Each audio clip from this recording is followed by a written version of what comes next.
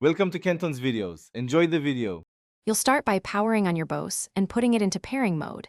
This is essential because iPhone can only discover devices actively advertising. Make sure the headphones have enough charge, then press and hold the power/Bluetooth button until you hear a tone or see a blinking LED.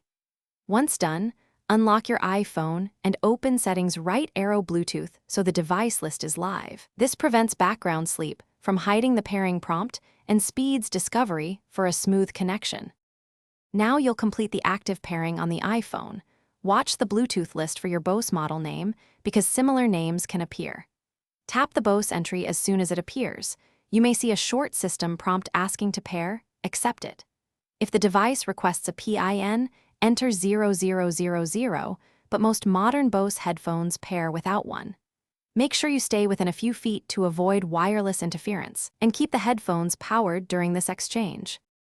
Finish by confirming the iPhone shows connected beside the Bose name, then play audio to verify left/right channels and microphone behavior. You should adjust volume on both the iPhone and the headphones for optimal levels. Enable AAC codec in advanced Bluetooth settings if audio sounds compressed. If it doesn't connect, try simple fixes. Toggle Bluetooth, restart your iPhone, power cycle the headphones, or perform a factory reset on the Bose. These steps clear stale profiles and usually resolve persistent pairing issues. Thanks for watching. Consider subscribing if we helped you.